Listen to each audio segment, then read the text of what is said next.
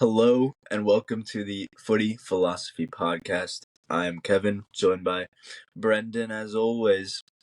Wow, much has happened over these past few days when it comes to on the pitch results and off the pitch news. So we thought that there was really no more pertinent place to start today other than the European Court of Justice ruling in favor of the Super League as opposed to UEFA and FIFA. Um, they ruled that UEFA and FIFA unfairly blocked the formation of the Super League, or really just sort of competitions outside of UEFA and FIFA's sort of domain. Here we have a quote from the Super League CEO, which I think is very important to sort of understand what's going on. He says, UEFA monopoly is over. Football is free. Clubs are now free from the threat of sanction and free to determine their own futures in the Super League. And then he follows it up by saying, for fans, we propose free viewing of all Super League matches, which I think we'll probably come back to. And then for clubs, we propose revenues and solidarity will be guaranteed. And then one last quick little tidbit that I think is important, that's sort of, not an opinionated thing, is that England is no longer a part of the EU. So this ruling doesn't apply to them, and therefore that means that the Premier League clubs are still blocked from joining. Now, when it comes to England, they are looking at sort of forming a new football association, so we'll see where that goes. But That's yeah, that's very tough to do. With it is how very tough much to do. it's very political. I mean, Absolutely. that being said, though, this is actually a step in the right direction for that potentially happening, because it goes to show that no matter how strong the association is, you're still able to put together a new association to rival that if need be, which is really the best thing for football in general. And I don't want to get into the nitty gritty yet, but I think this is good for football in general because there's been a monopoly on the game for a very long time. UEFA was essentially, or the Champions League was created by Real Madrid in 1960. I forget. I should know the number because we won the first five, but Yeah. I always forget. It's so long ago. And it's either late 50s or early 60s. I want to say it's 55. Like I think it's 55. Because I want to say the fifth was in 60. Okay. But all that being said, it's UEFA has been corrupt for a very long time, and they showed their hand very early when the Super League talk came out. You will leave, if not, we'll ban you. Yeah. You're nothing without these big clubs, though. And honestly, I think at first the Super League was just trying to scare them, and they did because immediately UEFA's like, "Oh yeah, you guys can have more money, take Yeah. more money," as they've been lining their pockets for a long time. And you and I, we talk about the political sphere a lot. Don't always see eye to eye on the political sphere, which is completely fine. But there's something that we always come back to that we always agree on. It's that there's too much power in government, and well, not you know what I mean. Yes, of course. There's Of course. there's too much corruption in the power of government. Really, is Yeah. what I was trying to say. And that is not just along with the U.S. or the EU or the World Economic Forum or with COVID or whatever you want to say. It is also in football Yeah. and it's in sport, and people try to watch sport to get away from the world, and with all the corruption, we're essentially watching the real world. Yeah. No, it's really fascinating how we're seeing sort of the most sort of like the most radical way that money is involved in sports go down right now. And that being said, in terms of like the ethics of this ruling, I am fully in favor of them ruling this way. For this, Everybody should be, let's yeah, be honest. for this court to come out and say that UEFA was acting with their dominant position to shut it down, that's completely true. Like, yeah, so many fans got mad, and so you want to see like the people represented in terms of political decisions and organizational decisions and things like this. But just when you take a look at it on paper, what you see is an organization using their power, using the things that they can leverage to shut something down that sort of symbolizes a challenge. And so from that standpoint, you know, that's a good thing. And this is like everyone else is saying, this doesn't mean that the Super League is guaranteed, like it's going to happen. Yeah, And it opens the door for it again, sure, but I think it'll happen though. yeah, for sure. It's gonna But happen. It's gonna happen because the clubs are very fed up with UEFA. I saw a tweet last night after yesterday. You know how many clubs said yes to the Super League? after yesterday, Yesterday night, I looked at it. I'm not sure. 120, and then 52 were about to say 52 more were about to say yes. I don't know who these clubs are. We might not be talking Premiership clubs. The big Yeah, clubs realize that they got to save face, like the Atleticos, the Man yeah, Cities. All these clubs are like, no, we're out of it. We're out of it. Um, or not Man City, because I'm pretty sure they weren't involved. Because there's a reason they weren't involved. Because these clubs are tired of these state-owned companies paying UEFA off to avoid sanctions. They're tired of PSG. I don't know if you remember, but when Real Madrid knocked out PSG 2 seasons ago, Al Khalifi went down to the ref locker room, broke a ton of shit in the Bernabeu, went and literally, tried to scare the refs. yeah, And no sanctions, no problems, and Real Madrid, we were sitting there, we're like, well, he's not going to get in trouble. We know he's not going to get in trouble because guess what? He's boys with Seferin. yeah, They're the two big anti Super League guys, and that being said, it's just it's corruption at its finest, and it's a win for society to see that you can stand up to corruption and actually win if you have enough money. And I don't know if you're pro Super League. I'm sure you can guess where I'm on it because it's my club. And I yeah, trust Florentino Perez. I would trust Florentino Perez with my fucking life. That dude is a business wizard. And I will say the people that are against the Super League, they don't really understand it.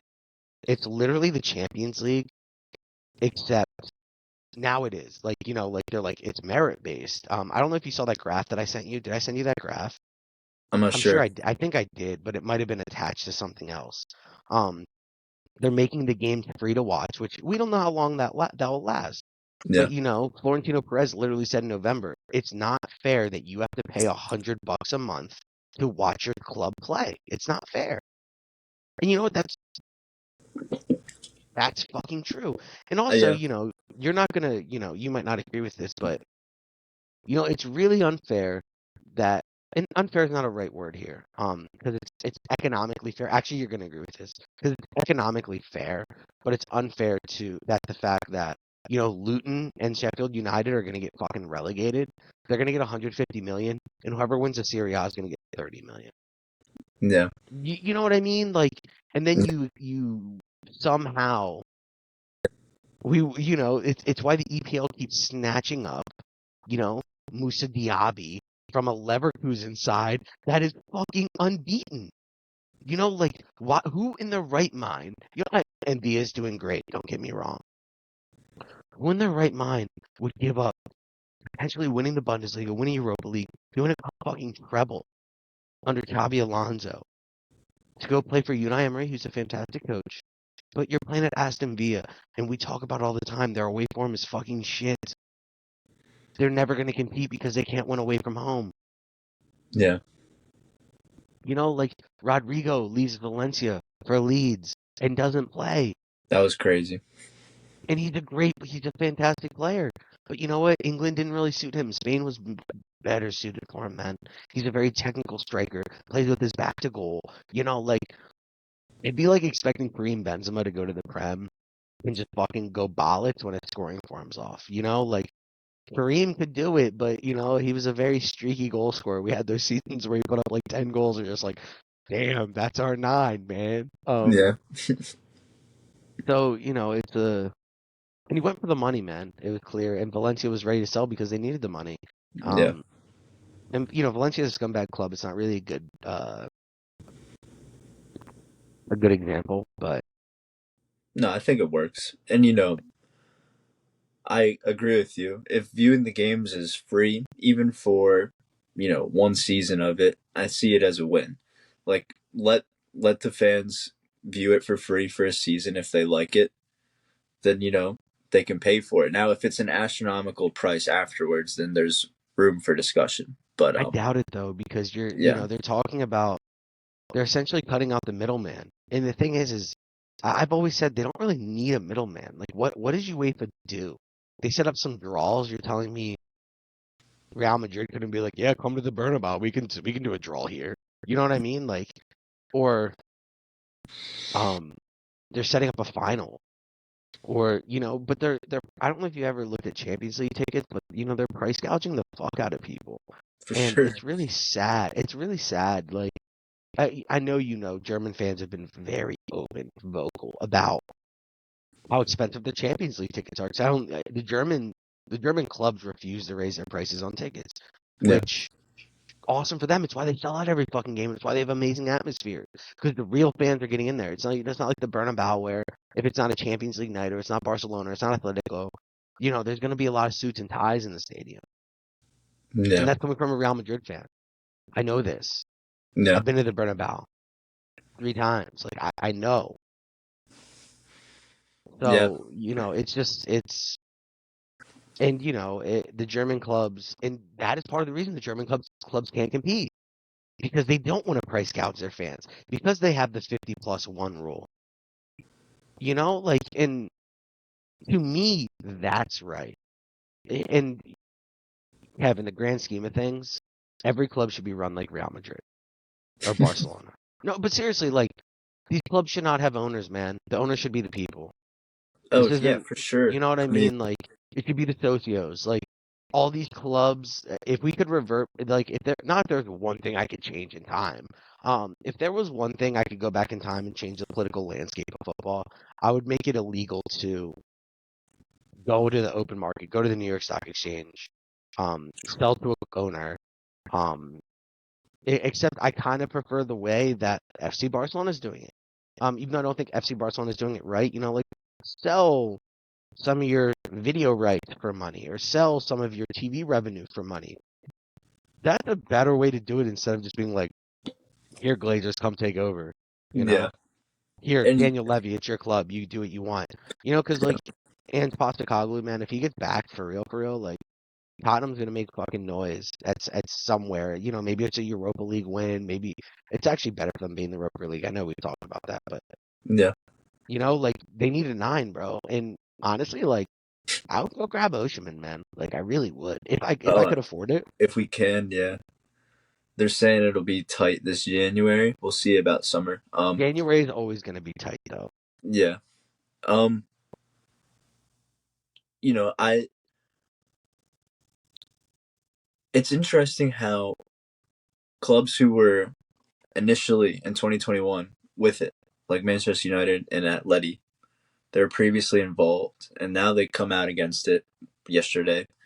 And I don't know. What are your thoughts on that? Jokes. You think this is just like a I this? don't. I think that's a bluff. First off. Secondly, you really think Florentino Perez? So there's a rumor that goes around that's been going around a lot of Real Madrid circles.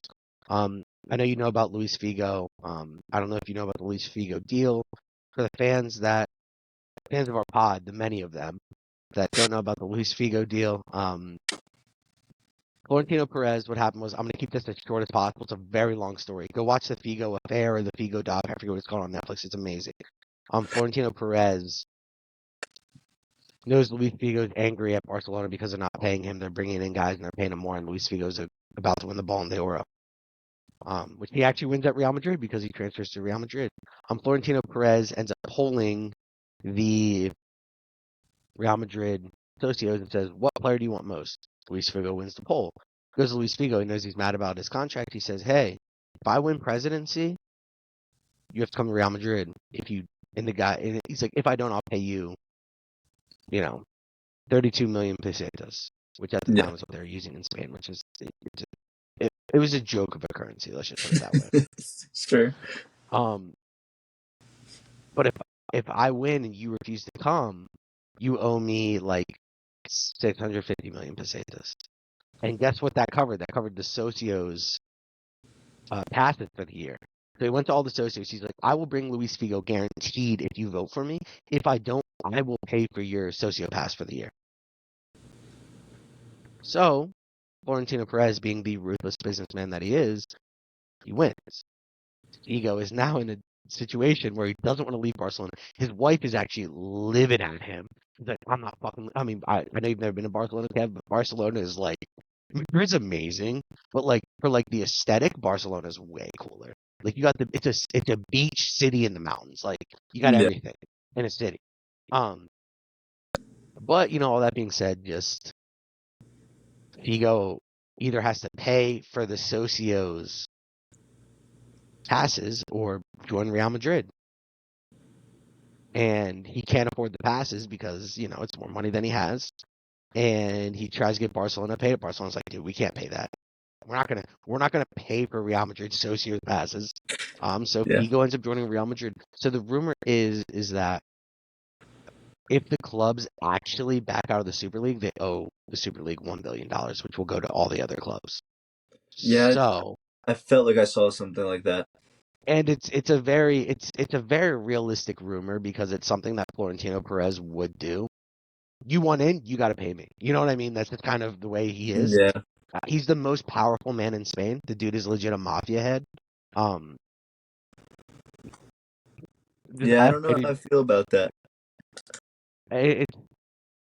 You don't have to feel, Kev. You can feel however you want about it, but the dude's just a fucking don. Yeah. Yeah. Yeah. For And sure.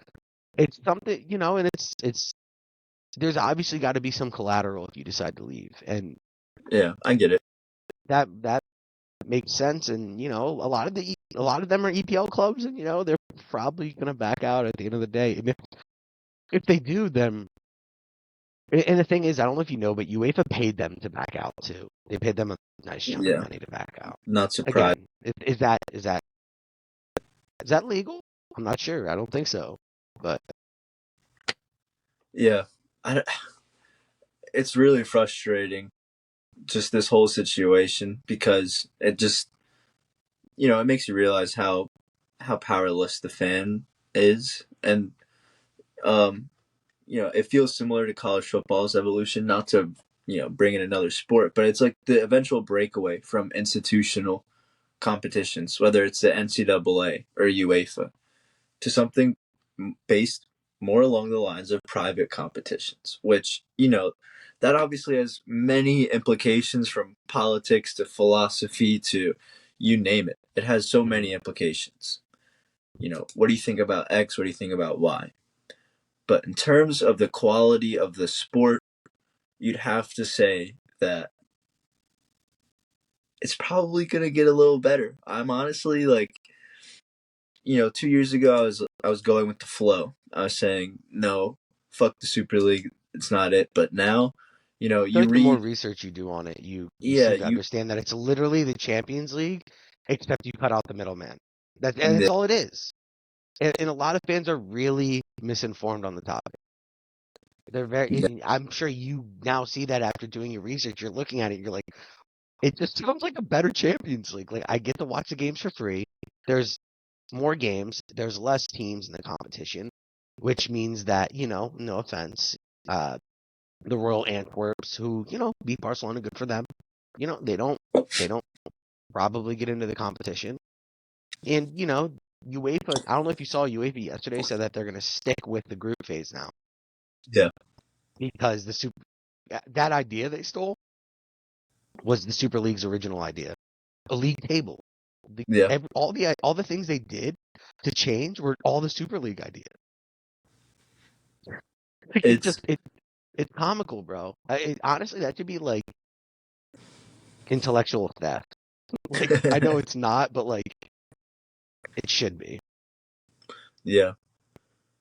Uh, the last thing that I really want to talk about was the revenue sharing. How originally it was mostly Madrid and Barca being the big winners. I forget the exact numbers, but they're making or receiving a lot more than the other clubs that would be in the league. I'm not sure if this has changed from, They've said it yesterday. changed. They've Huh? said it changed. They said it changed. It changed. I didn't really understand the whole revenue thing before. Yeah. Um, I'm not gonna lie, because here's the thing that I didn't understand is why would the other clubs join if it wasn't equal to, payments for all of them? I thought that was kind of I kind of saw that as a rumor more than um an actual fact of Fair. the because I didn't hear anyone within the Super League actually say that. But why would they say that too? I'm not sure. There was a lot of rumors that were going around though, because they were doing anything they could to put it down. Like these leagues still are. They're misinterpreting it to the fans on purpose to make the fans think that, ooh, Super League bad. You Yeah. know, Yeah. and truth be told, man, I don't really care how much I pay for Paramount Plus a month. But when you add on Paramount, I pay for Paramount Plus, I pay for ESPN, I got Peacock. To watch all these different leagues, I'm paying roughly 30, $40 a month. Yeah. No, it's expensive. It really is. And the streaming world is expensive. So, if they find a way to Cut consolidate out it, some of that, yeah. yes. Or just, I mean, what's the harm in just having one package for all soccer? I mean, and we were talking the other day, on the pod, I really wanted to watch the Liga NOS, and I couldn't because I didn't have the package, and I wasn't going to pay the package to watch Sporting Porto. Yeah. And and something also I do want to say is that like I don't know about you, Kev, but I'd much rather watch Sporting Porto than Brentford Burnley because I'm not That's like an fair. EPL guy. I'm a football guy. You know what I mean? Yeah. And so I'd rather watch two good teams at the top of the table fucking fight it out, or like even like Brugge Antwerp. I mean, like I think I'd rather watch that, and because the Belgian league's dope as hell. Yeah. Um, but I'm pretty sure Antwerp's in the Belgian league. Yeah. They are. Okay, cool. Thank God I didn't misspoke there. Yeah. I can't find the revenue sharing numbers, but you're right. When it comes to streaming, finding ways to make it better for the consumer, it's got to be a W. If that's the case, though, the revenue sharing stuff, they need to change that, in my opinion. You need to incentivize clubs to come, and that's not how you Yeah. incentivize clubs to come. And a lot of people are saying, "Oh, Madrid and Barca are just doing it to get out of their financial situation." And honestly, I don't. Maybe Barca is. Real isn't, bro. Real is the most stable club in world football. They didn't take losses during the fucking pandemic. Every club in the world took losses during the pandemic, but Real Madrid. But hey, we need the fucking saving here. Come on now, guys. Like, shut Yeah. the fuck up. Like, do me a favor, do some fucking research. And you know what? All this discourse, bro, is coming from fucking EPL fans. And EPL fans are mad. They're mad because their little clubs get to buy whoever they want in the best competition in the fucking world. So they claim. I mean, the Champions League, to me, I've never the EPL, the product isn't as good as other leagues, in my opinion. It never has been. To me, the best product right now is the Bundesliga. Anytime I say that, so anytime I say it to my friends, I'm like, the Bundesliga is the best league in the world. Like, you're a fucking clown. You have terrible opinions. I'm just like, dude, you watch the Bundesliga? That shit is fucking electric. Okay, like fucking Hoffenheim and Darmstadt are playing to a 3-3 draw at the bottom of the table. Come on now, buddy. That is Yeah. fucking electric. Yeah. Grimes stat is gonna get fucking relegated, and they're not like, oh, we're gonna sit in a low block. Like nah, we're gonna score three and we're gonna give up three, and the fans are gonna fucking love it. The German coaching Yeah. philosophy is amazing, and Yeah. that's what makes the Bundesliga so great. But I know that's a little off topic, but Point being is that a lot of EPL fans are mad because they won't be able to fucking pick off all the other clubs in the world for their players for cheap because they're broke post-pandemic. The pandemic has killed these clubs. It's made the Yeah. disparity even bigger between the Premier League and any other league in the world. And the Premier, like I said, like I already said, the fact that Luton and Sheffield United are going to get 150 and Inter Milan, AC Milan are going to get like 30, 35 for winning the Serie A and the Serie A is in fucking shambles, man. Yeah. I mean, Italy itself is in shambles, but And we don't want to see the big club, dude. Like, yeah, I don't want to. We talked about it last episode. Like, we don't want to see the big clubs relegated. We don't want to see the big clubs like taken out, man. Like, I need to see AC Milan in the Champions League or the ESL. I need to see fucking Napoli, winning a league every once in a while. Like every 30 fucking years, every 20 years, I need to see Napoli winning a league. Not 33. It was 33. yeah. We won't get that anymore if and the argument at first was we want to play Burnley on a Tuesday night when it's raining. Nobody's taking that shit away from you, bro. And Well, Kev, that's I'm gonna ask you a genuine question here before you even get into your point. yeah. Who the fuck would you rather play as Tottenham? Would you rather play Burnley on a Tuesday night when it's raining or Real Madrid in sunny fucking Madrid in the best stadium in the goddamn world that God's Yeah, I ever mean, fucking created? yeah, I mean, if I'm living in Europe What's trying better to for go to your games, What's better for your entertainment too? it would be the Madrid game, even though we'll probably lose. Whoa, you guys beat us in under Poch 2016. I want to say. Yes, yes. Point That being, knowledge. point I was being, pissed yeah. after that game. My boys were making fun of me. You guys lost to Tottenham. Like, fuck you guys. I was like, we'll still win the Champions League this year. There you We go. did. Yeah. No, the question is I am curious to see how it interacts with domestic leagues. How say it comes to fruition. Are squads going to be rotating a bit differently? Are some squads going to say, "Hey, you know what? We're a Super League team only now." That would be pretty crazy. And I'm down. Like We living in could use that America. to transition to our next point. Yeah, yeah, The exactly. MLS, right? Yeah, but to take it more broad, the point of America is an experiment to keep finding ways to become more and more free. The point of America is this is genuinely an experiment with democracy and whatnot. You can say whatever you want. I think that's the intention of the founding, and so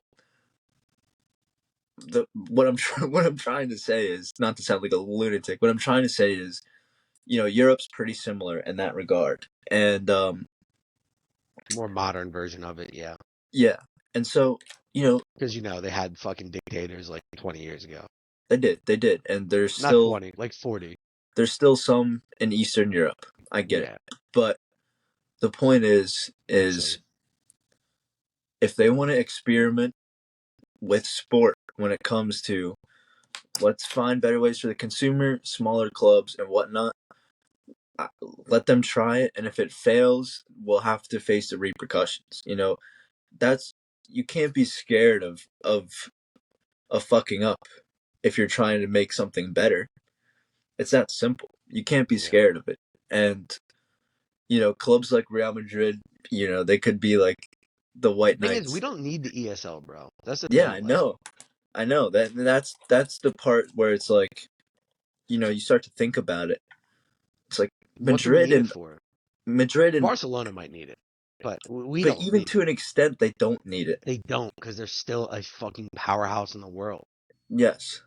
And But the Anderlechts, who've been a Champions League mainstay for a long time, like it helps them a lot, man. yeah. I don't know if you saw the divisions; they're star, gold, and blue, Yeah. and it's because of the EU flag. Yeah. Just being like, hey, Britain, like you're not involved. Get out of here. Obviously, British clubs are they're in that court, bro. If they shut that down, that's just gonna be it's gonna be the ESL versus the EPL, and Yes. at the end of the day, it's quite simple. Who the fuck's gonna play champion? Maybe clubs like the ESL seems too good to be true. I'm gonna stay with the Champions League. Eventually, the German clubs are gonna come over because they're gonna see the money. I don't know if you know any research about the original European Cup, but EPL teams rejected it at first. Mm, So I think Manchester United got invited to the first one. They rejected it. fair. And so they rejected like the first five. And then they saw how cool it was and how great it was. And they're like, man, maybe we should join this. Yeah. And, like athletic club, because if you were the OG champion, like last year's champion, like this year, you get an automatic buy. Back then it was only the champions. So they invited the champions of every footballing nation in Europe. So, it was just literally a knockout competition, picking names out of a fucking hat probably back then. Like Real Madrid, Eintracht Frankfurt. Here we go. Yeah. That was one of the finals. That's why it popped into my head. But like clubs can stay away, clubs can join. I think, I think the ESL is going to do a good job of marketing themselves and being like, Florentino Perez is a smart guy. Let's just put it that way. He realized what he did wrong the first time. He literally took himself out of the spotlight. They got a CEO in place, who's great. I don't know his name. It's like he's German. His It's name's like like Burnt. Reinhardt or Yeah, Ricehardt or something like that. Yeah, it's like Burnt Rice. And I don't know if you saw his quotes, but they were fantastic yesterday. Um, Yeah. and just all that being said, they're going to be very transparent, at least at the beginning, because they know that's their play. Yeah. Look how much money Real Madrid made when they won the Champions League in 2022, and look how much money they made this year when they got knocked out in the round of 8. And you're like, wow, dude, they made 150 million more. And you think Bayern Munich's going to sit there and be like, huh, yeah, I'm not going to take that extra 150 if I don't even win the competition. Like Bayern Munich, who needs the money, man. The only reason Bayern Munich survived is because they do well in European competitions for, fucking 25 years. Yeah. Yeah. It's obviously a developing thing, and I'm sure it'll crop up again. So we've been we've been 2025 start. That's what they're saying. And 2025. we'll see what UEFA tries to do with Real Madrid and Barca and all the other clubs who end up Yeah. joining next season. Yeah. We'll see. We'll see. Because that's going to be. And, oh, dude, that's got to kill their Club World Cup. You want to talk? You just want to move to that? We can talk about Club World Cup now? For sure. For sure. FIFA's Club World Cup is going to murder that. Yeah. So, as you and I know, we'll explain. Um, they've changed the Club World Cup. It used to be just the winners of. I think they're still doing it because Man City's playing in the Club World Cup. They're in the finalists playing today at 1 o'clock. If you're interested, well, today is Friday the 22nd. But Yeah. Man City won 3-0 their game. Who cares? But right now they have like a 32 team Club World Cup loading for 24-25. So I'm guessing it's going to be. Will it be summer at 25 or will it be summer at 24? I don't know. It may. It's summer of 2025 because of Copa's this summer because it's Copa Club World Cup World Cup. So pretty much right now you can only have 2 clubs per country in Europe. UEFA get 12 spots. The only clubs to be in right now are Madrid, Chelsea, and City. And it goes by your UEFA coefficient. You can have a third team from your country. Let's just say Arsenal win the UCL this year. That's the only way you can get 3 teams from your country. So the EPL can't have another team because Chelsea and City already won, which really sucks. Yeah. It is for June 15th to July 13th. They're kind of putting it in there like a World Cup. So the players don't get their summer break. Yeah. Which is sad. And the reason they don't want to play it in August because the teams will treat it like a preseason. And so we're taking away another summer from the players. It used to be, Yeah. all right, you have your continental tournament, either Euros, Copa, CONCACAF, whatever you play in, the World Cup, then you get 2 summers off, right? That's fair. Now they're throwing something else into the summer.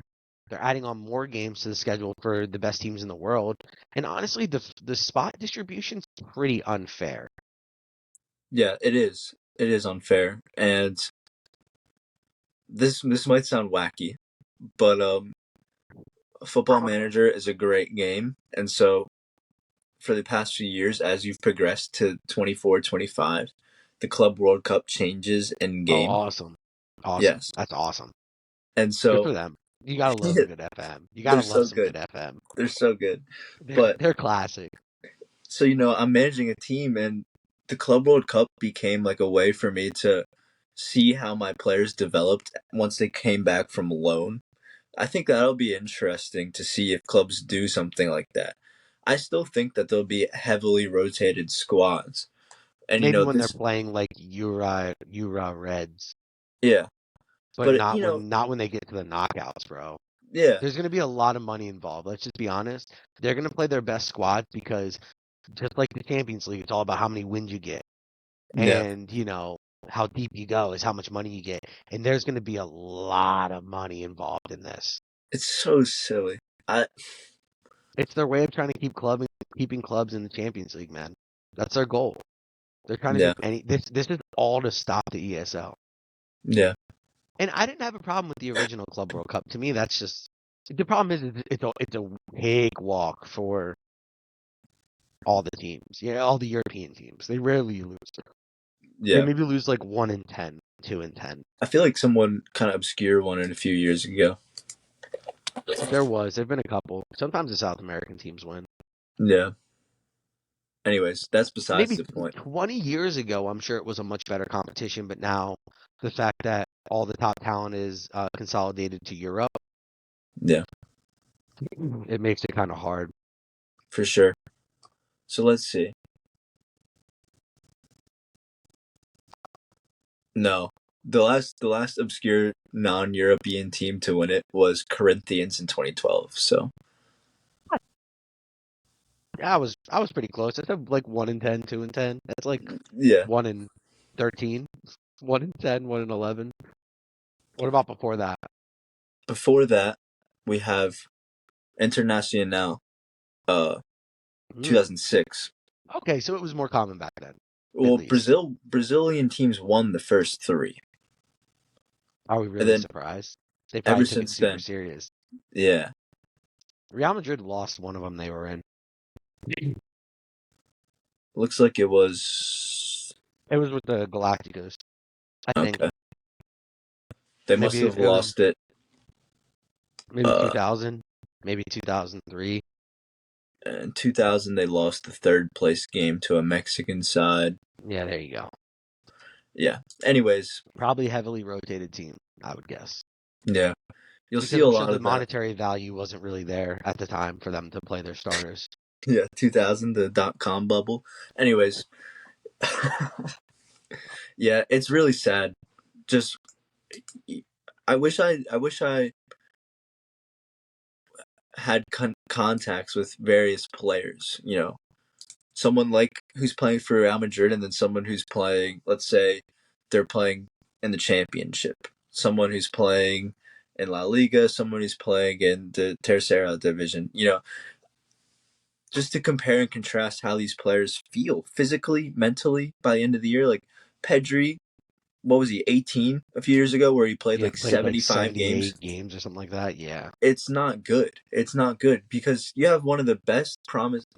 I know you're a Madrid guy, but Pedri's No, like one of the Pedri's most, awesome, man. yeah, he's one He's of a the most fantastic promising player. players. And he's putting years on his body within 1 year, and it might stunt his development. It might I mean, he prevent can't him. not be injured right now. Like, he literally can't Exactly. get a run of games anymore. So, And you hate to blame it on that season. Maybe he was just really lucky that season, and he's been really unlucky. I don't know, yeah. but There's only one common denominator that everyone seems to look at, and it's that he played that much that season. I don't know if, and it's not like it's American football, but the game is still very taxing. Oh, You know, it's. I mean, there's a reason that these guys get rest days. What other sport do you hear about guys getting rest days for actually needing rest? Not basketball, where they're like, "Yeah, I'm tired. I'm tired. I need to sit on the bench, coach. yeah, Coach, I'm getting ready for playoffs." yeah, I mean, these guys are real gamers too. They want to play every game, man. I mean, they really do. Like, there's very few guys that like don't want to play every game. and that's the other side of it is these guys do want to play every single game, but they're they're sort of willfully blind to the fact that what they're doing is risky for their body. It's like when a player gets injured and he's like, "No, let me stay on. Let me stay on." You know, it's interesting. And while the Club World Cup might provide some entertainment for us to sit back and enjoy in the summertime, when we don't have the World Cup, when we don't have Copa, when we don't have Euro, it's just when it comes to the players, I'm not a fan. No, and there's a reason that they're doing it in the U.S., man. Yeah, There's a reason they're doing it in the U.S. because they know they're trying to get ready for 2026. They're trying to get ready for um the Copa America is also trying to get ready for 2026. There's a reason they're doing it in the US is because they know if they get these clubs over here, it's going to build the sport even more.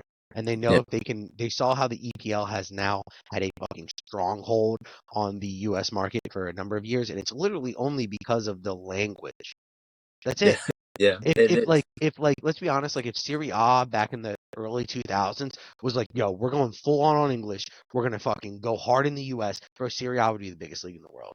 Like for real, like that early Serie A was insane. Think about all the goats that were playing too: Pirlo, Totti, Bonucci, Buffon, Cellini. Like Yeah, the list goes on. I mean, I could name guys for fucking days, and you had Kaká over there.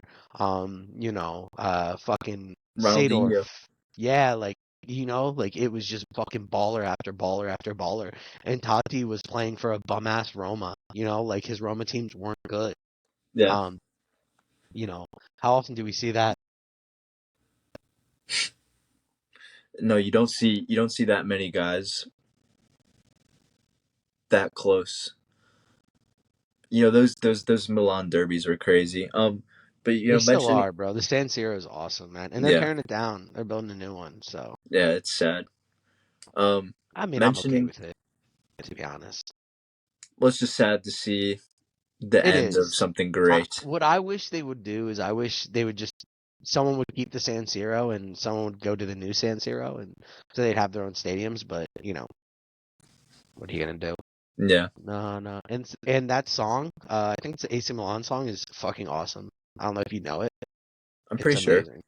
I would have to try and avoid some copyright. Anyways, mentioning mentioning the Oh U.S. man. though, the MLS is withdrawing their teams from the U.S. Cup, trying to put in the youth squads. Right, that's what MLS next teams are. Yeah, it's like the U23s. Yeah, so it's disrespectful, and it's all Very. monetary reasons. This is sort of the theme of the day at this point. Um, I'm not gonna act like I'm a big U.S. Cup guy, but the MLS has been Yeah, but it's moving, a good and thing, man. It's literally like taking away. It's like if La Liga teams are like, yeah, we're not gonna play in the Copa del Rey, yeah, or you know, England teams are like, yeah, FA Cup, Carabao Cup, nah, we're good. You know what I mean? Like it's just it's disrespect. It's disrespectful to not the young clubs, the lower clubs that this might be their only chance to ever get to play in Wembley or play in Tottenham Stadium or play in like it's just and the MLS is just it's a joke, man. The way they run the league, it's such a joke.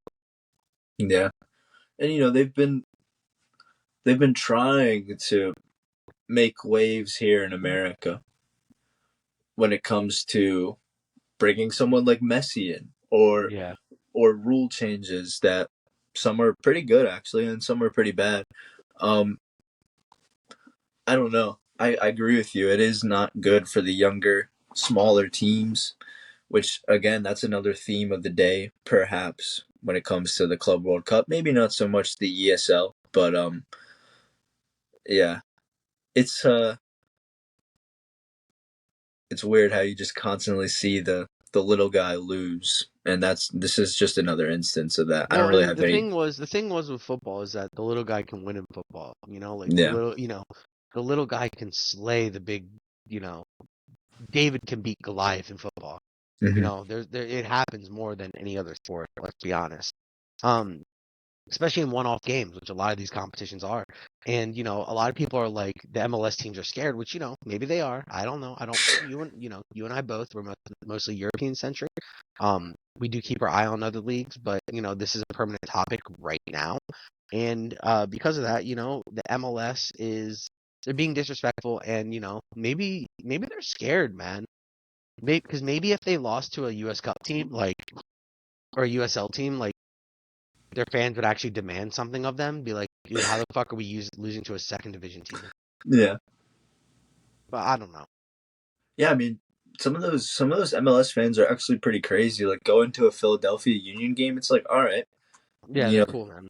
they're It's a good time yeah, in person. in The stadium's person. really good too. Yeah, the TV product not so much. No, it's not very crisp. It's kind of lame. Yeah, you go there and it's like I reasonably like within just a tiny better amount of reason, I reasonably could be on the pitch right now. Like that's what it feels like when you watch it in Yeah. person. I've seen Via play there, and I've seen Schweinsteiger, so that was nice. Those are Yeah, the only that's reasons I cool. went. Yeah, That's cool. We I'm a huge David Villa guy too. So one of our friends who you could probably guess gave gave me tickets like right on the touchline to the game. That was really crazy. that's cool. Yeah. Anyways, talking about seeing players, Renato Sanches had an interesting day the other day. Yeah, Um, brutal. Feel bad for him, but yeah. So his he's whole only life has been interesting. Let's be it honest. has because he's a part of that Portugal team that won the Euro, and he had a decent role in that Well, squad. he won a golden boy. He won a golden boy. Yeah, Think and about all the guys that have won golden boys, man. The list is not that long.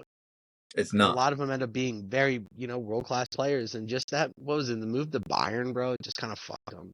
Yeah, Then going to PSG kind of fucked them even more. yeah.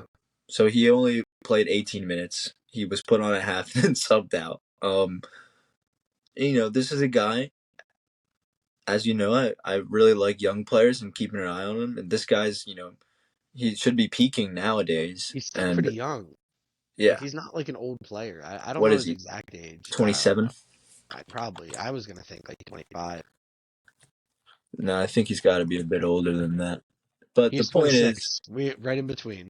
26. Okay. Yeah, So 26. yeah, he should be hitting his peak right now. He should be, And he Roma's should a good be. club to play for, man. It's not like he's playing for and it's not like after he left Bayern and PSG, he's played for bum clubs. Like he's actually been quite good some seasons where you're like, okay, Renato Sanches might be back, and then Yeah. something happens and he's just not. I think he's on loan from PSG right now. Okay. Because I know he had like a good season at Lille. Very good. That was the year where everyone's like, okay, this dude might be back. Yeah. He's always been a good box to box midfielder. I would. He's been a It's good just player yeah. his whole career. Not bad. No, but he won the Golden Boy, like you said. He was supposed to be probably a bona fide starter in that Portuguese national team. But I like that you mentioned that because keeping your eyes on guys like this is it's important and gives me ideas for documentaries one day. Anyways, Well, and just before we move on past this, yeah, he plays for Mourinho. Um, we all know Mourinho likes to fuck with the media. And yeah, it might have been less about Renato Sanches and more about the fact that Roma were losing 2-0. So what happened was they were down 1-0 at half. He puts them on. They go down 2-0. He takes off Renato Sanches and he says he puts on more of an attacking midfielder, which is fair. But you did have a couple other midfielders you could take off. And, knowing Mourinho, maybe this was just a way to take the pressure off him and kind of put it on something else. You know what I mean? About Yeah, losing 2-0 to Bologna. yeah. Which Bologna aren't a bad team. No, they're very Um, good. And yeah, if we're done with this topic, we needed to transition to Coppa Italia, sure. where Bologna knocked out Inter 2-1 in extra time after going down 1-0 in extra time, with 2 goals in the second half of extra time. Pretty amazing stuff for them. Good to see them. And Frosinone knocks out Napoli 4-0 with a thrashing. And Yeah, man, this Napoli team has fallen for sure. they have. Kvaratskhelia should probably be out soon.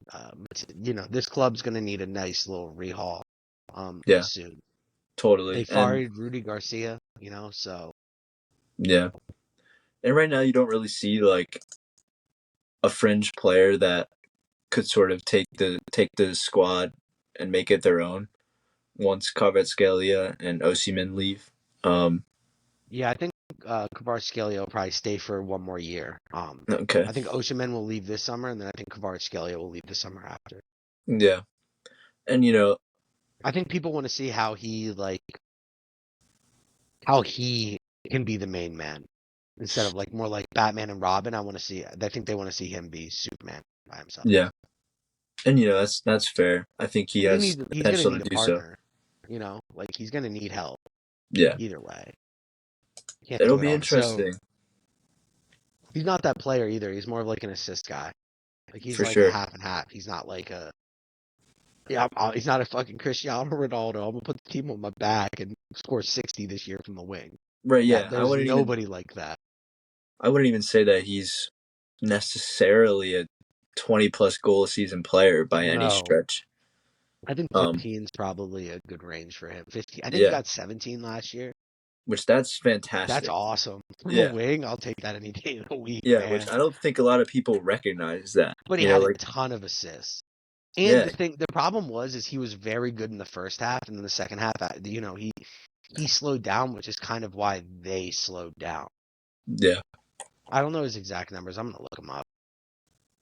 fair.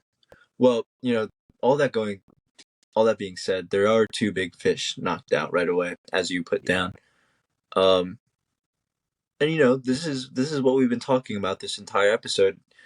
Cups like these give a chance to teams like Frosinone or Bologna. And Fiorentina and Lazio maybe don't need it as much, but they're definitely smaller than Inter and Napoli. Um, so we'll see how it goes. he had 14 goals and 17 assists last year. I mean that's a brilliant season. It That's is. I mean, it. he's a 30 GA guy. Yeah, That's not easy to find in it's today's not, game, especially from the wing. especially a guy who plays like that. He I was he gonna say plays he's a beautifully. dribbler, man. Yeah, he's Yeah, a dribbler. He's an attacking mid. He's not attacking mid. He's an attacking winger. Like he's gonna run at you and run at you and run at you. It's not really yeah, his game. But if a guy can add 30 GA, like you're on the verge of world class, and he's still young, man. He's very young. He's got to be like 22, 23. He's 22. yeah. God, I'm right on with these ages today. This is crazy. It's amazing. We're on the ball. Listen I to us. We know ages, okay? We look yeah. at someone and we know how old they are. Yeah. Height too. I'm great with height. Mm. Um, I was gonna try and find like a smart way to transition to the Carabao Cup, talking about another cup, Cup if you'd like. competition. Cup to cup. Yeah, cup to cup. Um, Chelsea go through on pens against Newcastle, With a and dominating performance, bro. yeah, they played better than them. Field till 81-19. That is That's ridiculous. insane for two big clubs. Yes, That should not happen. it should not. And as we've mentioned here and there, Newcastle are a bit of a ragtag team right now, but nonetheless, Chelsea aren't, they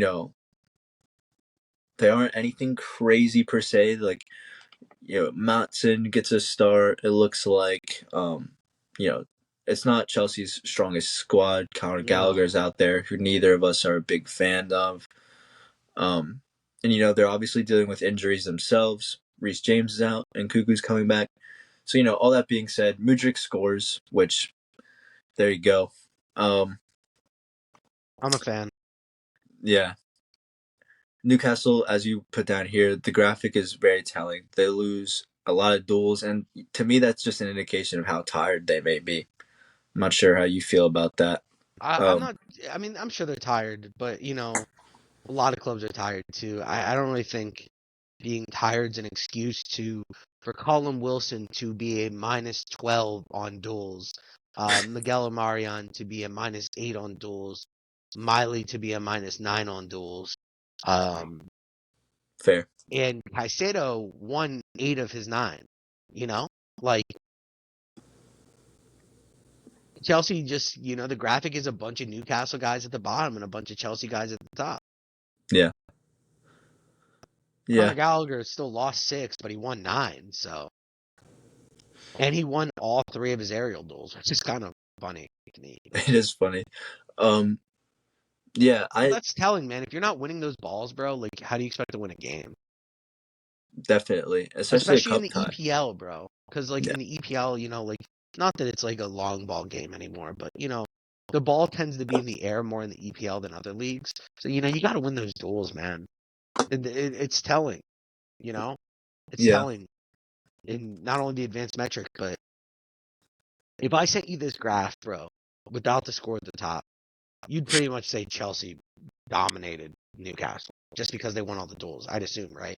Yeah, I mean that goes to show who has the ball more often. If there's an indication of where they were on the pitch, then it would be even more telling, I'm sure. Mark Stats Bomb, amazing. He's a great. Shout It's a out. great Twitter account. If you like um, advanced metrics, go follow him for real. Half of our notes are just Mark Stats, just his shit because it's just he's amazing. we're Or ripping or them off. her or the fucking ripping him off, giving him credit. I'm Research, kidding. baby. I'm kidding. I know. I'm kidding. Just fucking putting footnotes on our doc, like fucking sourcing it for him. Yeah, Mark Stats bot. that would be I'm hilarious. pretty sure it's just a bot that he has set up that just like literally tweets out prevalent information. Yeah, maybe a few inputs. That's really cool. Yeah, Um, it's a good account. He's got another account too, like his Mark Stats account, which is more human like. but we're robots here. Yeah. No, the question is, could Chelsea win a trophy this year? They're obviously a strong contender for the Carabao Cup at this point. It's The them and draw needs to Liverpool. go their way though, because Yes. Liverpool If they Liverpool do, look is it a good. success? You said. Sorry to cut you off. No, you're not cutting me off because I think if they win a trophy this year, I think it's a success. I Even if it is the disagree. Carabao Cup. You don't think so? No, not if it's Potch's the first Carabao season, Cup. bro. Potch's first season, though.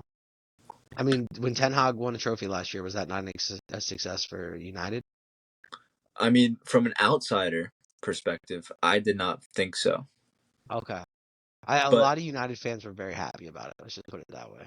yeah, and they have every right to be happy about seeing the team lift a trophy. But I don't know. For but their first season, bro, and where Chelsea have been since Tuchel left, especially in the standings. The thing is, I still don't think they win this trophy. I think they need someone to do their dirty work and knock out Liverpool because if they play Liverpool, they're gonna turn it on. But Liverpool tends to not turn it on against like lower opposition sometimes. Like they tend to look forward to games. yeah, well, let's Which is see why because did the draw happen? it should be. I know they did not get paired up with each other. Yeah, because I would have seen it if they did. Um, Now my internet wants to act up. Middlesbrough got Chelsea and Fulham got Liverpool. That's definitely a favorable draw for Chelsea. Yeah.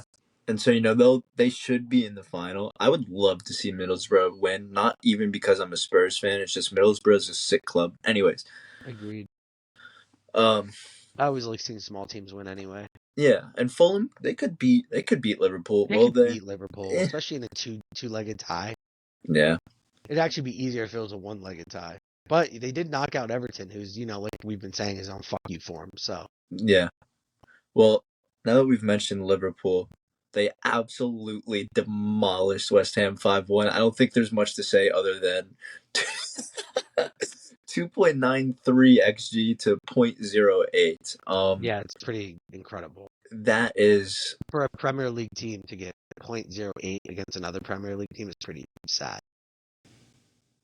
crazy, and props to Liverpool for such a magnificent performance off the back of what would have been a Symbolic. pretty you know they wouldn't have been happy with their result against United. Klopp kind of blamed the fans. I don't know if you saw that. I did see He's that. like, yeah, he was kind of like, he was, he's like, I need the fans to be better. I can't just need them to be good when I get into fights. And I'm like, that's actually hilarious. Um, I mean, hey, if he's there noticing that Anfield isn't as electric as it has been, I think he has every right to like sort of call that's them what out. happens when you win, man. Like, Yeah. moving on to the Bundesliga, though, Yes, sir. RB Leipzig dropped points to Bremen, and Dortmund dropped points to Mainz. At least RB Leipzig were on the road, though. Are you Yeah. worried about either of these results for them, or not really? You still think they're clear top four candidates?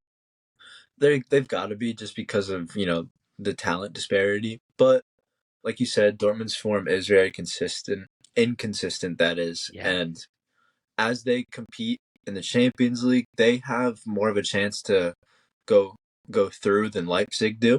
Um, Just that could because of be, the opponent. yeah, because of the opponent, of course, and so that's worth keeping in mind watching that space. They Dortmund will need someone to come into form. Um, Yeah. Leipzig, I view them as a more complete and well-rounded team with more depth. Also Um, more raw, too. yeah, That's kind of their issue. I think they're more talented, but I think they're more raw. I think Dortmund have a lot more players that you kind of know what you're going to get from them, yeah, that's true. And especially having defensively. yes, that's exactly what I was gonna say. Having people like Matt Hummels back there, Nicholas Sula, yeah, Schlotterbeck, they've they've been been there, around the done that. block, They've and been they've all there, done done it for the German national team, too. that. Yeah, Um, Union Berlin beat Cologne 2-0 to keep climbing out of the relegation zone. Frankfurt come back 2-1 on Mönchengladbach after Mönchengladbach get a red card in 88th minute. Freiburg dropped points to Heidenheim, which is not good for them in their fight for European competitions. yeah, Stuttgart, dominating performance against Augsburg, who's top half of the table. This is the other team competing for top four. One yeah. of Leipzig, Dortmund, and Stuttgart are gonna not make the top four. If you were to put money on the line right now, who would it be? With the way it's been going, I might say Dortmund, honestly. I'm definitely leaning Dortmund too, bro. Yeah, I don't like them. I don't like them at all. it's Um, it's a weird. and to wrap up, no, go. Sorry. No, no, it's just a weird squad for them, and like we've mentioned before, they don't have like that clear guy as they Yeah, have these past few seasons. yeah, Anyways, yeah, that's all I was gonna say. yeah. And it was a pretty boring weekend in the Bundesliga. Bayern beat Wolfsburg 2-1, Yeah, and Leverkusen rotate the squad and absolutely dominate Bochum 4-0. Patrick Schick hat trick, Verts to Boniface for the fourth, Frimpong with another assist, bringing his tally to 7 goals and 10 assists for an outside back. That's insane. it really is. Can this team still go under? You still think invincible? We're there, man. Every game, I'm gonna be like, we got it, we got it. I would love that. Yeah. That would be so. Well, we Um, kind of like looked at the fixtures and who they've played, and so the reverse fixtures for the rest of the season. It could happen. it could happen. Obviously you want guys to stay healthy. You don't want to talk about potential injuries. So for the They got sake the of that, depth though. Let's be yeah, honest. I just don't know if Boniface they have. goes down. You got Patrick Schick. Like, come on Yeah, now. That's better than Real Madrid strikes force. Both of them. Fucking for hell. sure. And it'll be interesting if someone like Frimpong goes down. How does Shabby change? That's the issue if the outside backs go down. Yeah, how would he change the tactics? Is it going to be more of a flat back four, flat back three, whatever he chooses to go with? I'm not sure. I doubt he would. I doubt he would like sort of uh change his system that much. But There would the definitely be tactical nuances because we see him do yeah, it in game constantly. So I'm sure there'd be some. I'm sure he'd figure it out though. Yeah, for sure. Moving on to La Liga, you Yeah, good with that? yes, sir. Granada, Sevilla. Sevilla finally get a win when PK Sanchez Flores comes in after not winning for 12 games. I don't know if you saw, but they had 3 goals from .48 xG, bro. Yeah, yeah, that's pretty crazy. On Campos, .02. Pedrosa, .03. Sergio Ramos, .03 xG, all goals. Do you see the goals? Because they're all really nice, obviously. I did Some not luck see them. involved too. I did not see them, unfortunately. Kill me. Go look at them; they're not too bad. And then Atleti drop points to Getafe. An early red card for Savage. Griezmann actually ties Luis Aragonés' Atleti record, and it's spoiled after they drop 2 points late to an 87th and then a 90+3 penalty. So Riquelme gets the penalty. He's making a sliding tackle, and it hits his hand. He's not even anywhere, like he's right on the edge of the box. Do you Yeah, think we need to change the handball rule? I. That's a good question. That's a really good question, actually. I have been someone who I really don't like the interpretation, the you know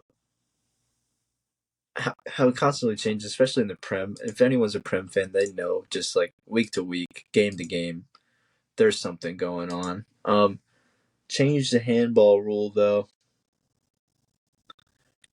I don't know. What do you think? You're on mute. I don't know if you saw the pen, but it felt more like probably like an indirect free kick Okay. in my Yeah. head. Like and to lose the game like that. Let me see if I can pull it up real quick, just so I can show you, because I can share screen. Um, Do it. um, but it's really unfortunate. La Liga actually has been doing a good job, with their highlights. They do a long one and a short one, which is really nice. That is nice. Okay, let's skip the ad. Let's go here. I'm sure it's gonna be later. Okay, see, Atleti's up 3-1 here. Boom. Where is it? Yep. Look at that. Look at that. Look at that. How unfortunate is that, bro? It is. Yeah. To lose the game like that? That's I brutal, man. That's like one of those that the referees are saying, "Oh, you have to call it. You have to call it." But it really is. It's He's just unfortunate. he's not even facing. I don't know. It's actually in the hand's actually in kind of a natural position when you really think about it. Like, Well, yeah, what is he supposed to do? Fucking tuck his hand, like slide like a stiff board? You know what I mean? Like, yeah. I don't know. It And I'm is. not saying make the box smaller, but the rule needs to change somehow. There's too much inconsistency. It does. It's just you once you change it to sort of siphon off instances like that, you do get into areas where you could have potential sort of ways that players can deceive and things like this. I don't know. I know. It's There's too much interesting. interpretation, unfortunately. Yeah. Moving on to Barcelona beating Almeria 3-2. Barcelona win in a very sloppy game, although the underlying stats do show that they were pretty dominant. Yet again. Yeah, they out XG Almeria by 2.6 goals. Field tilt pretty much 80-20. Sergi Roberto with the brace, which you love to see. Yeah, Sergi. I I hear he's a nice guy. Like, I hear he's a really I'm nice guy sure from guys that have done he's interviews with taking him. Yeah. pay cuts, etc., etc. Yeah. The one thing I really wanted to mention here was Xavi was very unhappy with the team after. Um, He's like, it can't be that you don't run like animals, that you don't go in for every ball. It can't be that you don't give everything. It's unacceptable. It's my fault. So, he takes some of the blame, but he's still calling out the squad. Um, and then what I was thinking about was, sure, they might not be working hard this season because of what we constantly talk about. Once you win, sort of drop off. But they just aren't getting insanely lucky as they did last season with the Well, I defensive mean, underlying stats. yeah, I mean, last season was an anomaly, though. You know what I Yeah. mean? Yeah. Like, you're bound to give up goals. I sent you both the goals that they conceded. Did you see them? Did you I watch did them? not. I'm a So bad guy. they were both Araujo mistakes. Hmm. And this is a guy that they rely on heavily, and he's been a shell of himself this season. So it's kind of it's not a recipe for success. Mats is out for a while too, so Naki Pena has to play, and that hurts them. But I think he should be back for the Champions League. And now this is a team that's pretty much fighting on two fronts. Yeah. I think they're out of the league. I think a lot of Barcelona fans would agree that they're out of the league. I think it's a two-dog race at the top of the league, which we'll get to. And it's kind of funny that Xavi said those quotes. He loves to contradict himself.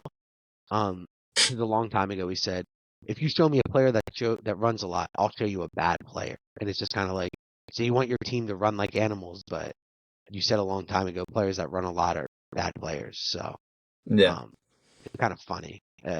Just typical him. And Sergio Roberto, he's a class act, man. Good for him because he doesn't play as much as he probably should or could elsewhere. He's kind of like, I guess, a Lucas Vasquez for Barca. He's one of the captains of the squad. Yep. He slots in the midfield. He can play right back. He can play midfield. Um, and he gets a brace, and he gets a 2-1, and then he gets a 3-2, and good on him, man. And also the Yeah. second Barca goal, though, I think it should be mentioned. I watched the replay multiple times. It should have been a goal kick. Really. So, yeah, Balde kicked it out. Do you think VAR should be able to intervene more than it does? You're asking hard Like questions. VAR can't fix, like can't give yellow cards. VAR can Yeah. only give red cards. VAR can't look at fouls unless it's inside the box. You know what I mean? Like Yeah. it's kind of picky choosy, I guess is a good way of putting it. I really just think overall, refereeing sort of needs a really hard look, really long and hard look, if you know what I mean. I do. In terms of, to really answer your question, interfering more, intervene more. See, it also depends on how you frame it. You could say intervene or interfere, and your perception starts to change. Anyways, sure, why not? I mean, I We think want the many calls to be leagues, right at the end of the yeah, day. I think many leagues are doing it better than the Prem, so I sort of have like a skewed perception of it. I think Prem is doing it terribly. So is Uh, La Liga, so we're in the same boat on that one. yeah, but you watch Bundesliga games and they're officiated to begin with much better than anything Yeah, they're else. pretty solid. Them and the Dutch Eredivisie do a good job. Yeah, and we've been talking about like they're starting to do the sin bin, which is pretty much just like the penalty box in hockey. That's what they're floating around for the Premier League right now. Yeah, I'm not really a fan. And it's for dissent because they don't want to keep giving yellow cards for dissent. Yeah, I don't, I don't know. We're getting into this like really wacky territory now. They're like overcorrecting Yeah, instead of they just let correcting. Pandora out of the box, and now they're trying to stuff it back Well, in. I think that VAR should be able to intervene for something like this and be like, nah, just real quick, just so you know, the ball was actually off Balde. You know what I mean? Like that caused them to drop points, man. Like a team that in Almeria is gonna go down and 1 point can mean a lot for them. Yeah, So, um, moving on, Athletic Club win late 1-0 against Las Palmas at home as the young academy kid, Unai Gomez, it's the winner. Can this team actually push for top four? My, I mean, why not, right? Yeah, it's gonna Sevilla, be tough. yeah, Sevilla are out of it this year, obviously. I don't. I think Athletic Club can compete with Barca as of right now. Especially if Barca starts putting on their Champions League goggles and their Yeah. Copa del Rey goggles. Um, So I'm happy to there's see them do well. I love this club, man. I know I say it every podcast, but I really love this club. I think losing Inaki's for AFCON is really going to hurt them, though. it's a great Like, point. really going to hurt them. It's something they don't have to deal with normally because they only sign Basque players.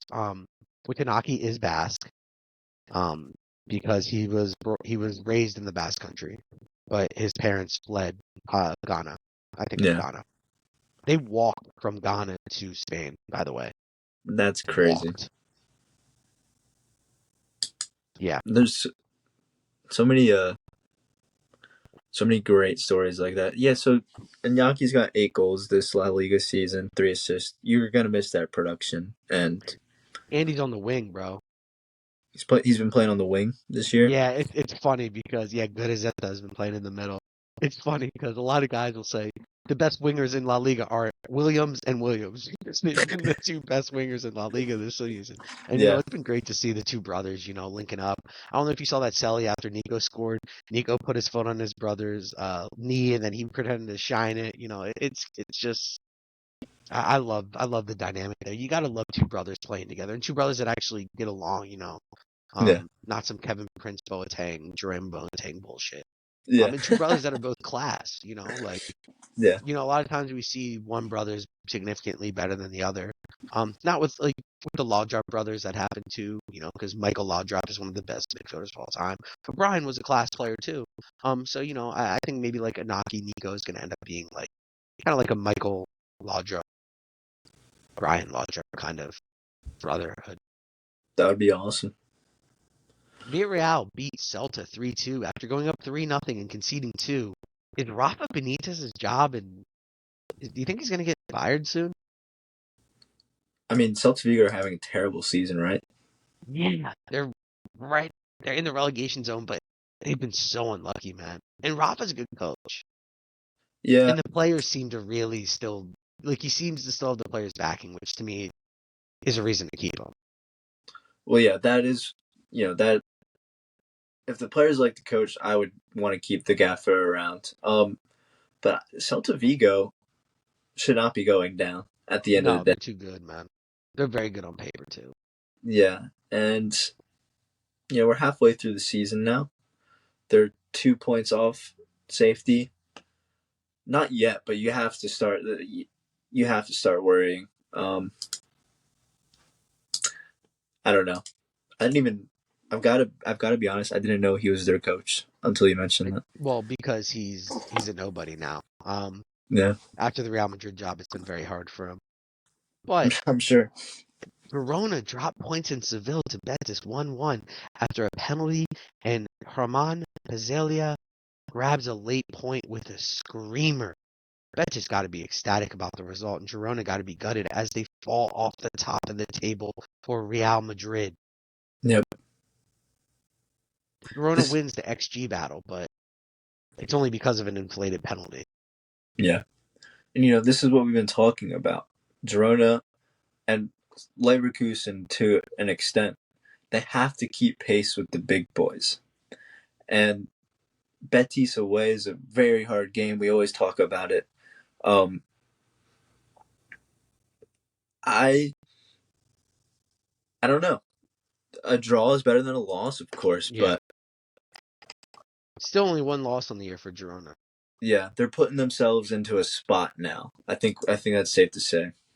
Because Real Madrid can turn it on and turn it off as they want. As we Yep. see Real Madrid win 1-0, as Lucas Vasquez grabs a late winner after they go down to 10 men, and Nacho's red card is so dumb.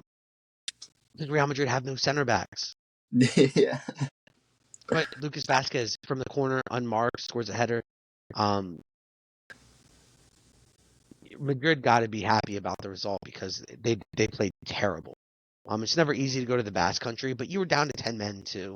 But it's not like they were good before 10 men. Yeah. Um, bias here. The ref was pretty brutal, honestly. La Liga purposely put the game yesterday so that they could talk about the Super League stuff, and they were doing like hashtag earn it, hashtag everyone like La Liga, the league paid for banners and shirts and all this shit for anti-Super League stuff so the teams could wear yesterday.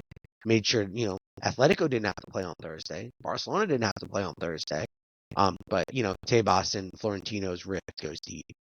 But Real Madrid come out with 3 points, go top of the table. Yeah, Um, you know, as you can see from the defensive action height of a 39.3, they really did set in a pretty low block. for sure. The last two results, Cadiz hold Real Sociedad to a draw as Real Sociedad fall off again, typically in the second half. They always look so good in the first half, and then the second half they fall off. And then Mallorca finally get a win at home as they beat Osasuna 3-2. And Mallorca are always tough at home, but to only have one win from home last season, bro, they kicked our asses at home. Mm. And La Liga now goes on Christmas break until January 3rd, and the Bundesliga goes on Christmas break until January 12th. Any closing So thoughts, Kev? honestly, in terms of the Super League, it's really just worth watching. Jumping to conclusions now is tough. I did forget to mention that it's now based on sporting merit as opposed to those Yes, it permanent is. members. So that's a very important change. In terms of the rest of what we've discussed here, the leagues are tightening up and the tables are really starting to cement themselves. If we have history made in the Bundesliga, that is awesome. We'll obviously continue to keep talking about it. Big And talking then, point. yeah, La Liga, you know, let's see how long Girona can hold on. It's Yeah, this Real Madrid team exciting. looks really good. I mean, like on paper they're not really good, but especially with all the injuries, but I mean, the results speak for themselves. Yeah, and you have one of the most exciting players in the world right now, Jude Bellingham, maybe the most exciting player in the world right now. Right now, leading the ball in the Euro race, you'd have to say, Yeah, I mean, he is just. depending on how England does at the Euro, probably. I mean, I do have this is the last question, a Jude question. Did you Yeah, expect him coming into the no, season no, to be like this? no. See, I watched a lot of, as you know, I watched a ton of Bundesliga, so I watched a lot of Jude last year. Yeah, And honestly, I didn't even think he was a necessity. You can go. I put that on record. You can go find it. I just, you got Kamavinga, you got Fede, you got Tchouaméni, we're all like, man, all the fans are like, we really like that midfield, man. Like, put yeah, the money towards the forward. We need a fucking forward. And, Carlo, I think this more has to go down to Carlo than it goes down to Jude, though. okay, This is Carlo. Uh, This is Carlo's doing. When you look at Carlo's track record, all of the players' best years come under Carlo. Cristiano, Pirlo, uh, moving Pirlo to the DM role from the 10. That was Carlo. Fede's best season, Vinny's best season, Rodrigo's best season is probably this year. After a rough start, I mean, he's been scoring a lot. He had a terrible game yesterday. I was really upset with his performance. Actually, I'm like, he was just making a lot of dumb decisions. yeah, All that being said, though, it really comes down to Carlo, and Jude has his head on his shoulders, right? And yeah. Carlo deserves a renewal, man. He'll be the Real Madrid coach next year. I'd put my money on it. Oh wow. I feel as if we've talked about it before, where you might not have been the happiest if Carlo was the coach I'm next year. okay with it. I'm okay with it. My real issue is missing out on Xabi Alonso, but if you're gonna miss out on Xabi Alonso, at least let it be for someone that is successful at the club. Like Yeah, you're not taking a flyer on a Rafa Benitez or Simone Lopetegui or for you sure. know. Yeah, So Carlos got the track record, and he's proven himself this season. So yeah. Well, we will. We have a busy weekend ahead of us, so I'm sure we'll be probably discussing that. reconvene on like Monday Yeah, Monday or Tuesday. Expect some to hear more. from us. Yes. Oh man. All right. Well, it's good talking to you, Kev. Yes, I got to get sir. to work. Guys, go Yep. follow us on any podcast platform, and we also post on YouTube. So if you prefer YouTube and you want to see our faces, our beautiful, beautiful faces, and my beautiful jerseys that I continue to wear that Kev doesn't even hype up. Hey man, you've been pulling them out. I gotta get some more. Yeah, gotta get you a Camavinga jersey. Oh yeah. I was thinking about wearing a Brazil kit today, but I just wanted Oh, to that would be have been cozy. nice. Yeah, I don't blame you. I've kind of made it a thing now, so I'm just gonna continue making it a thing. Yeah, For keep now. pulling them So out, man. yeah, I will. I need to wash some of them because I'll bring out some cool ones here pretty soon. Let's get some Um, bangers in there. you've already seen some bangers. Let's be honest. That Brazil kit, fire. I forget the other ones I wore. This is Germany, the first Real Madrid one I've worn though. yeah, showing your I, true colors. I got some. I brought some with me, so for Christmas holidays. So you'll see some different ones. I have a Dortmund one with me. I have a Nacho Fernandez one, which I should have worn today just because of the red card. Yeah, And there's one other one. I forget which other one I packed. Because I was like, I kind of figured I was like, all right, we're probably gonna end up doing four, so I gotta make them right. Right, yeah, Kev. I gotta get to work. I'm supposed to be in yeah, work in 8 minutes, and not like Papa P really gives a fuck. But yeah. um, got some caterings to get ready for. So it's good Hell talking yeah. to you. Like I said, go follow us on socials. Go, TikTok, whatever podcasting platform you use, and share with some friends. We're gonna do this whether you guys listen or not. So, Yes, we are. All right, man. all right, Kev. See ya. Peace.